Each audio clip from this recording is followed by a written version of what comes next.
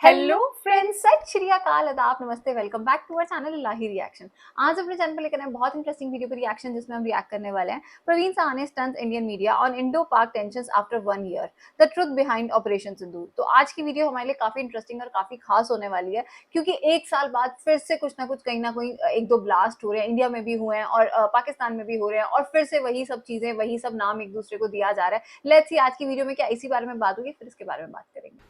अगर हम जंग में जाएंगे और उनकी सपोर्ट रहेगी पाकिस्तान की, चीन उनको सपोर्ट करेगा, तो निश्चित रूप से हमें कुछ मिलने नहीं वाला। बिना जंग के हम बहुत कुछ कर सकते हैं, और ये आपकी भी सोच है, मैं समझ कि वो जो काउंटर टेररिज्म की जो हमारी स्ट्रैटेजी है, क्योंकि इस समय पाकिस्तान की बड़ी बुरी हालत है जी। उनका इन्फ्लेशन रेट बहुत बढ़ गया है, 30% से ज़्यादा हो गया है, और उनके जो प्रांत हैं वहाँ बड़ी बगावतें हो रही हैं। तो हमें इसके बारे में, जंग के बारे में सोचना भी नहीं चाहिए, मैं समझता हूँ, क्योंकि उससे कुछ नहीं हमें हासिल होने वाला। हमें ये सोचना चाहिए कि किस तरह से पाकिस्तान अपने आप में इतना डिस्टेबलाइज हो जाए कि उनके पास कोई शक्ति ही नहीं रहे हमारे साथ मुकाबला करने की। मैं अब अजय क्योंकि अजय जी इसमें नहीं, इसमें दो चीजें हैं। हम कोई नया समाधान क्यों ढूंढ रहे हैं? हम क्यों ये आर्टिकल 370 कर दिया, ये पूरे स्टेट को आपने बिखेर दिया, पॉलिटिकल लॉकडाउन कर दिया, पॉपुलेशन लॉकडाउन कर दिया, सब कुछ कर दिया, इसकी कोई ज़रूरत नहीं थी। कश्मीरी लोग तो साथ ही। तो पहली चीज़ तो मैं नहीं समझता कि इन्होंने जो सब चीज़ें 2019 के बाद की, उनकी कोई ज़रूरत थी, पहली चीज़। तो पाकिस्तान को एक मैसेज देने की आवश्यकता है।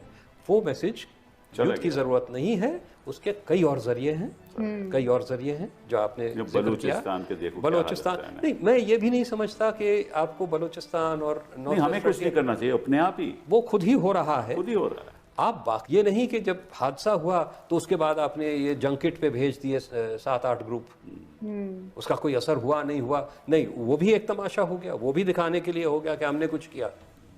लेकिन एक sustained campaign, evidence based campaign, IMF पे प्रेशर डालो। IMF प्रेशर कैसे डालो? देखिए, प्रेशर स्पीचेस देने से, तकरीरें देने से नहीं होता। ये भी जो लोग गए, ये जो जितनी आपकी डेलीगेशंस भेजी गई, इनको कोई ब्रीफ दी गई थी? इनको कोई इंटेलिजेंस एजेंसीज और सिक्योरिटी एजेंसीज ने कुछ बताया था कि देखिए ये सारे प्रमाण हैं हमारे पास, सबूत हैं कि ये पाकिस्तान कर रहा है? कुछ ना कुछ तो दिया होगा जरूर। उनकी स्पीचेस से तो नहीं मालूम देता, जो भी हमने स्पीचेस, मैंने तो इतना ही जाना कि भाई जहाँ जहाँ भी गए बाकी देशों ने कोई टेररिज्म की बात तो की नहीं। आप नहीं कर पाते तो दूसरा क्या करेगा?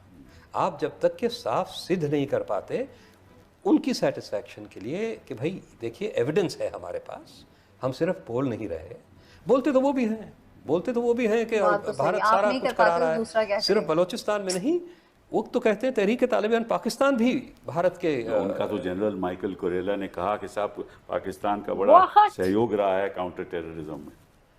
ये तो उनकी तो आपका क्या असर हुआ? तो असर ये 7 डेलीगेशन सिंदूर के बाद भेजने से नहीं होगा, असर होगा सालों तक के एक कंसिस्टेंट एविडेंस बेस्ड कैंपेन चलाने से। बिल्कुल सही है। प्रवीण जी, आप बताइए, ये काउंटर टेररिज्म स्ट्रैटेजी सही है या हमें टोटली वॉर प्रिपेयर्डनेस रखना चाहिए कि जंग में तैयार होना चाहिए पूरे तरीके से? क्या एक काउंटर टेररिज्म स्ट्रैटेजी नाम की कोई चीज़ नहीं होती मेरी सोच में। अच्छा, सॉरी, मैं बताता हूँ क्यों। अच्छा, 35 साल जब ये प्रॉब्लम शुरू हुई थी, ये प्रॉब्लम क्यों चलती रही है? क्योंकि हमारे पास कभी credible conventional war fighting capabilities थी ही नहीं। मिसाल के तौर पर चीन ईस्ट लद्दाख में बैठा है, हम क्या उसको बाहर फेंक सकते हैं? नहीं फेंक सकते। जब पाकिस्तान को लगता ही नहीं है कि आपके पास लड़ाई की काबिलियत है, तो वो क्या करेगा? और काउंटर टेरर तो आप अपने एरिया में कर रहे हैं ना, यहाँ पे फेंस लगा के आप करते रहिए, 35 साल और करते रहिए। वो इसलिए कर रहा है ये सब कुछ। तो कह रहे हैं कि भाई पाकिस्तान अंदर से ही इम्प्लोड हो रहा है। वो नहीं हो रहा है। मैं यही आपसे अर्ज करना चाहता था। उन्होंने अपना डिफेंस बजट 20% बढ़ा दिया है, चीन उनके साथ है, पाकिस्तान कहीं नहीं जा रहा। ये जब मैं पैदा हुआ था तभी से सुन रहा था कि पाकिस्तान जो है वो टूटने वाला है। पाकिस्तान मेरे हिसाब से आज जियोपॉलिटिकल प्रोफाइल पाकिस्तान का बढ़ गया है। अच्छा। मेरे हिसाब ऐसा से हुआ नहीं आज कभी भी। चीन साउथ एशिया पे छा गया है, क्योंकि बेल्ट एंड वो तो रोड सही है, वो तो सही नहीं नहीं, तो देखिए ना, सही बात। अगर वो छा गया है, उनका इस्लामिक पार्टनर इसमें पाकिस्तान है। पाकिस्तान है जो कि अरब और मुस्लिम कंट्रीज के साथ बहुत कुछ कर सकता है। मैं ये बात बिल्कुल मानता हूँ और पाकिस्तानी भी मानते हैं, उनकी गवर्नेंस में प्रॉब्लम है, there is no doubt about it. और मैं एक और आपसे ये बात कहूँ कि उनकी तैयारी हमसे पहले होगी, और मेरे हिसाब से they will be ready much faster ये पॉज हटाने के लिए। तो मैं समझता हूँ, आप ये मान के चलिए कि after 1 year we are heading for a big trouble. ये इतना आसान काम नहीं है जो आपने हमने किया है, ये ऑपरेशन सिंदूर, कि हम घुस के मारेंगे, घर में घुस के मारेंगे। You expose completely the limitations of the air force, जो आपकी मेन फोर्स है। आपने 2019 में की, आपने अब करी, तो अब आपके पास कहाँ जाएंगे आप सामान लेने के लिए? वो जल्दी से तैयारी करेगा, वो पाकिस्तान कहीं नहीं जा रहा है। This theory I have never आप मुझे बताइए हम तैयारी कैसे करेंगे? देखिए हमारी देश के सामने जो समस्याएं हैं वो इतनी गंभीर हैं। मैं हम बताता हूँ, आप कितना बजट बढ़ा लेंगे, और जब तक हमें जरूरत ही नहीं है बजट की। अब मैं अच्छा, बताता हूँ ना बताइए, आपको, बताइए बताइए। मेन बात बहुत सीधी सी है, we need peace, peace for development, peace for deterrence building, peace for war fighting capability. आज पाकिस्तान का प्राइम मिनिस्टर 2 बार बोल चुका है कि आप सीज फायर की बात करिए और हमसे 3 मसलों पे बात करिए, Kashmir, water and the third, कि उस पे हम बैठ के बात, trade, they want to talk. We need Sergey Lavrov, because not only हमें S-400 चाहिए, हमें S-500 चाहिए। पूछिए क्यों?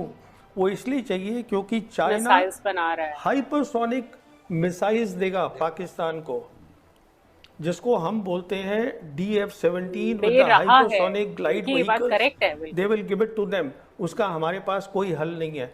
वो आप देख लीजिए क्या हो रहा है ईरान और इजराइल के बीच। सही बात है।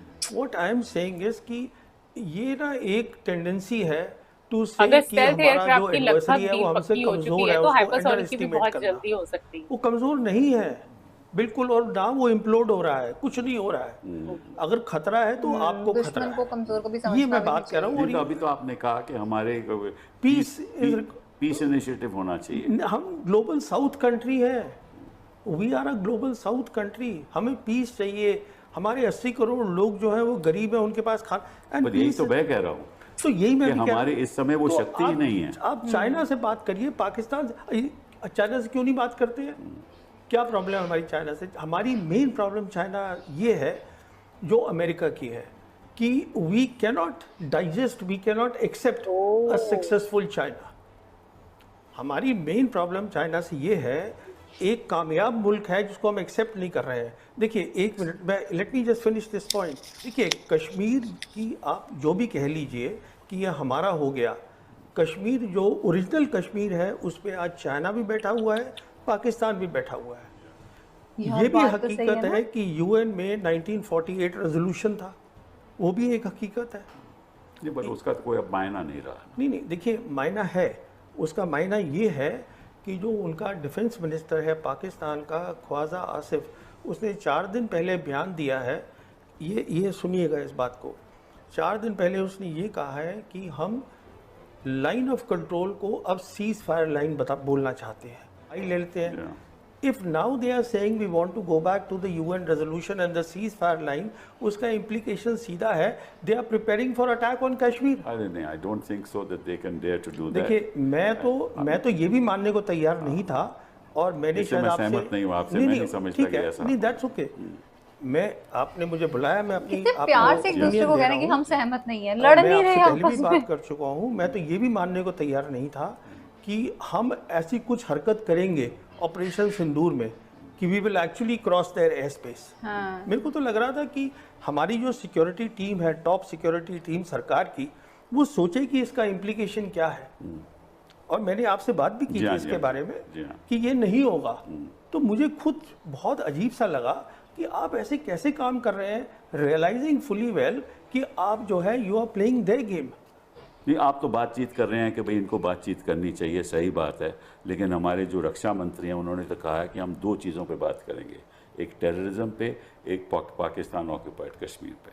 आप इन्हीं दो मुझे- चीज़ों पे आप बात मुझे ये करेंगे, उससे बताइए- अलावा हम बात नहीं आप करेंगे। मुझे ये बताइए, चीन के साथ अगर एंड चाइना ने रेगुलरली कहा है after 5 August 2019 that we support Pakistan बिल्कुल। सिक्योरिटी एंड, उसका मतलब है security and sovereignty. We know that. उसका मतलब बहुत सिंपल है। नहीं, मैं आप आपका POK जवाब ले सकते हैं क्या? मैं आपसे इसीलिए जवाब दे रहा था कि जहाँ तक हमारा सवाल है, हम तो बातचीत करने के लिए तैयार ही नहीं है, हाँ, that- ठीक है ना। और मेरे हिसाब से, और मैं आपकी राय चाहता हूँ, बिना बातचीत से आगे बात बढ़ेगी नहीं। मैं पूरी तरह से सहमत हूँ इस पे कि ये जो हम पाकिस्तान ये सब हिम्मत करता क्यों है, क्योंकि हमारी कन्वेंशनल डोमिनेंस नहीं है। कन्वेंशनल डोमिनेंस क्यों नहीं है? क्योंकि हमने डिफेंस पे कभी इन्वेस्ट ही नहीं किया। आलतू मैं फालतू बार-बार के ये कहता स्टैच्यूज रहा हूँ बनाते कि रहते हैं हम इसी पे और बड़े खुश बेकार हैं कि की हमारी चीजों पे फौज जो इन्वेस्टमेंट है होती है। पाकिस्तान से दुगनी है, हमारे पास उनसे दुगने टैंक तो इस हैं। बात वी आर ए नेशन, हमारी जो पॉपुलेशन है उनसे शायद 6 या 7 गुना है। हमारी जो आर्थिकता है, जीडीपी जो है, वो उनसे 11 गुना है। तो हमारी फौज उनसे 2 गुना क्यों है? और हमारी फौज सिर्फ उनके लिए है? हमारी फौज उनके लिए है, चीन के पूरे बॉर्डर के साथ लगी हुई है, बांग्लादेश के साथ लगी हुई है और इंटरनल सिक्योरिटी में लगी हुई है। लेकिन हमारी फौज दुगनी है तो हम पाकिस्तान को हरा लेंगे। मैं पूरी तरह इनसे सहमत हूँ कि in terms of actual warfare हमारा कोई एडवांटेज नहीं है, और हमारा कोई एडवांटेज नहीं है पाकिस्तान के ख़िलाफ़, क्योंकि हमने कभी इसमें इन्वेस्ट नहीं किया है। तो हमें अपनी शक्ति को के बारे में, मैं चीन का एग्जाम्पल बहुत अच्छा है, जिस तरह से उन्होंने सब कुछ बदला।